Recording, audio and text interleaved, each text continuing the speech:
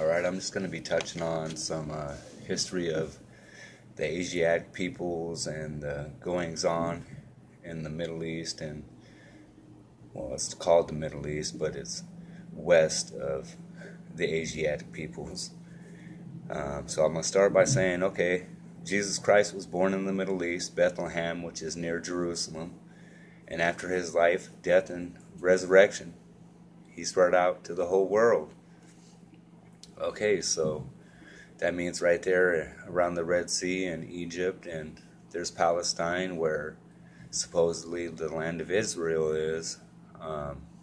It's going to put it to you this way, straight up. How come history doesn't tell of a very strong, powerful Christian nation in that area? I've been researching this history for like 9 days straight till I can't get it out of my head, and there's no powerful Christian nation. That's interesting, but I'll get back to it. But Christianity as we know it began in Asia. That's where, I can't remember the name of the first city, but it was in Asia where they first called the followers of Jesus Christ Christian. So that means Asians, were highly influenced by Christians. Okay, and notice it says Asians. History says the Asiatics as well. So it's interesting that those around to the west of Jerusalem, in that area, the west, they're not Asiatic people. Most of that population is from North Africa, Spain, and France and everything coming this way. That was the powerful nations were North Africa, Spain, Germany, France. That was their influence coming this way. The Asiatic peoples were from where China is and the Philippines and such. So, I'll start with, like I already said, okay, Jerusalem is where it's supposed to be. But why? First is, how did Christians become Hebrews or Jews when, for one, Hebrew was the language of the Canaanites? That was their language, was Hebrew. So it's kind of like the Moors were Muslim. Other people called them Moors, and then which meant black, which was derogatory, but they started calling themselves Moors. But Hebrew was a language of the Canaanites. So that can't be God's people. Hebrew can't, it's a language, it can't be his people. Israelites are his people. And interesting to note too, Egypt and all these other countries that were around at the same time as Jerusalem and Israel in the Bible, and yet I haven't found any Israeli nation either. Mind you, Solomon, they said it all has been destroyed and all this, okay.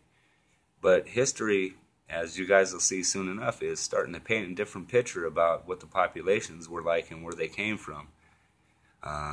Trying to stay on track. It's like all my messages. They come and I get the notes down and I try to present it. Modern Jerusalem is very sparse Christian base. It's a small percentage of their population is Christian to this day. Okay? Not many Christians in Egypt either in this, period of time in the 700s and beyond. Not many Christian populations in Egypt. There used to be. Okay? And Christianity was persecuted all the way over into Asia. That's historically documented. They persecuted Christians all the way across to the east. That's what the whole immigration lie was about. They were saying it's because America wanted all your sick and wounded and needy, but in fact, Europe was persecuting people who were Christians, so they came here. But they disguised it by waging wars to stop the immigration all at once. At least that's how I see it, because I think it's about language and covering up where nations were from. More modern percent Christians during Egypt. The whole of Euro-Asia's modern history reflects strong Christian in East lands from Africa and West, but Christian base small in West, East in Egypt, Jerusalem, and Italy. So in the West, Egypt, Jerusalem, Italy had small Christian populations, barely any. But in the East, Asians had a lot of Christian populations.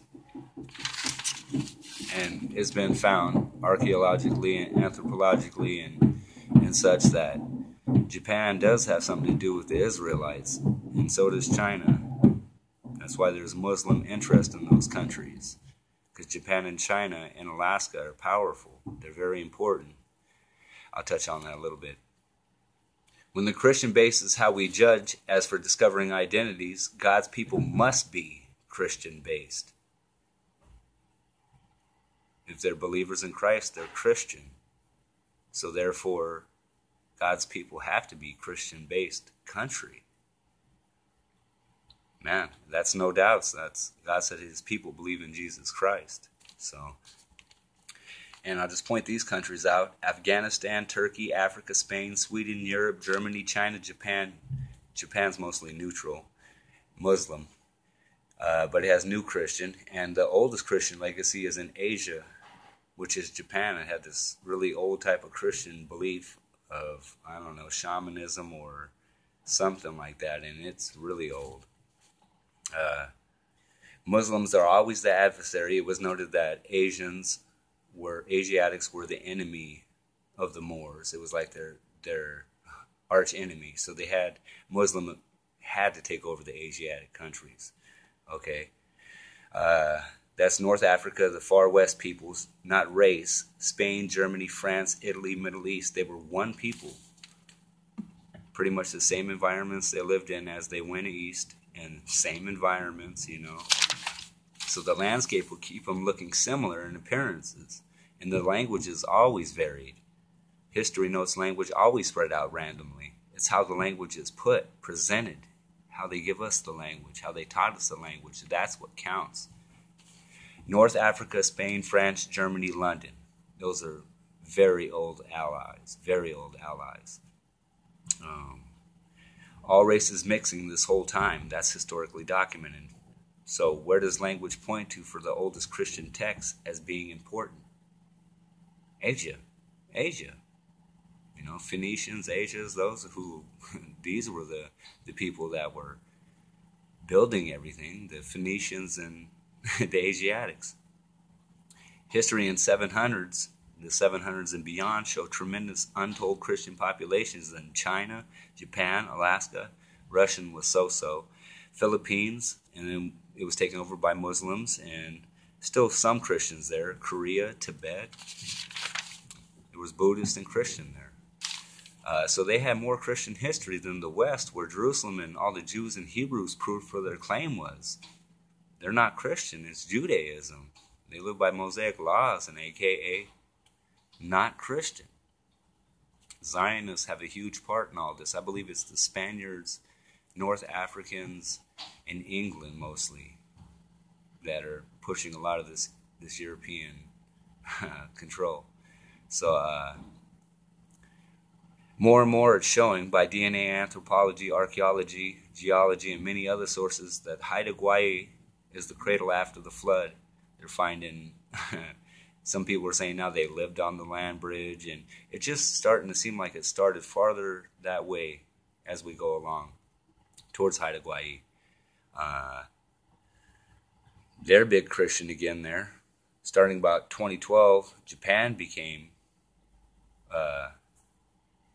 involved in getting rid of the rights of the Muslims in Japan, and there's more of a Christian population growing there. China started becoming a Christian country in 2012.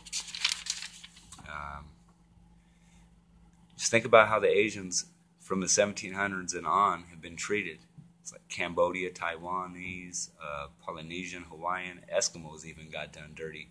Tibetans, many Asiatics treated badly until mostly for better when the USA embraced them. They treated the Asians like crap through history, and even America waged war on Asians. That's not part of this, though. But that's all I have right now. I would try to touch on Hawaiian, Japanese, Chinese interaction with northwest coast of America. You'd be surprised how some treaties are special for our areas. There's a huge vested interest in the Hawaiian and Alaskan areas. the enemy, which is all those allies of the nations. They came together to fight God's people. Look into the immigration and see that it was persecuted Christians that were fleeing to America from all around that country over there, that whole Eurasia or whatever they want to call it. People were flooding here because they were Christian, being persecuted and killed. And once you accept that truth and know that that's real, open your mind. We came from Hawaii. God bless.